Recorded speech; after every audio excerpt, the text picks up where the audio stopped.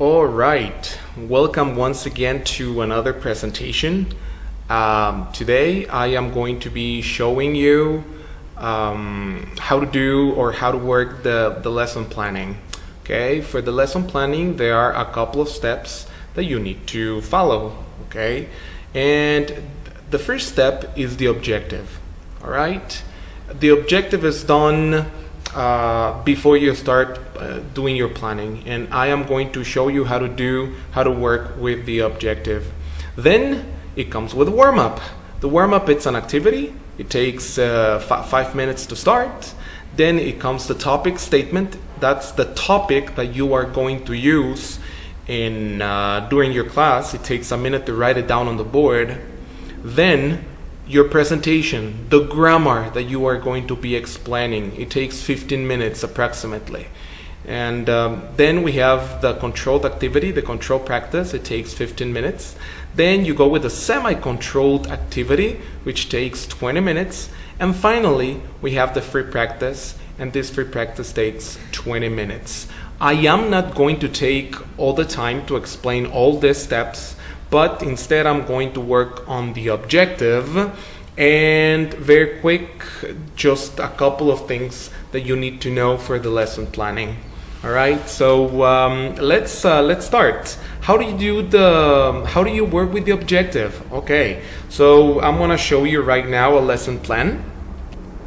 Okay, this is more or less the heading of the lesson plan. You can see here it says teacher's name, you put your name, course, you put the course, and the day, you put the date. And there are 3 things you need to check. Number 1 is the use. Use is the grammar. What is use? Correct, that's grammar. Then we have 2. What is 2? 2 is the topic. And finally, we have in. This in never changes because you're going to do it in a conversation. So let's go to the book and let's see how we can find the use, okay? And how we can find the 2. Or in other words, how we can find the grammar and how we can find the topic. All right, so this is a page of a book, okay, you can see, and it says, how was your vacation? And you have a couple of pictures of vacation, and you see a conversation where it talks about vacation. So what is the topic? You're right, is vacation.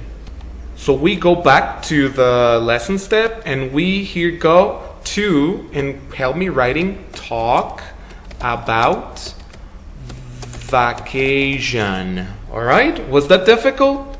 It wasn't. If you don't know what topic to use, then just give it a quick look, and then you're gonna be able to realize what content it is shown. Now let's go with the grammar, okay? The books usually bring the grammar at the heading, okay? Here, this book brings the grammar, and what grammar is it? Yes, you got it. Is agreeing and disagreeing. So now we're back in our lesson planner, and in the lesson planner we write agreeing and disagreeing. Well done. That's the way how you do the objective. All right, it says learning objectives. What is the meaning of SWBAT? Well, that's students will be able to talk about vacation, okay, using agreeing and disagreeing in a conversation. That is the way how you do your objective. Good job. So now let's continue. Did you get the objective right now? I hope you did. All right, it's not complicated. Then you have the warm-up again. It's a quick activity to start your class, motivate your students, and then what I have explained.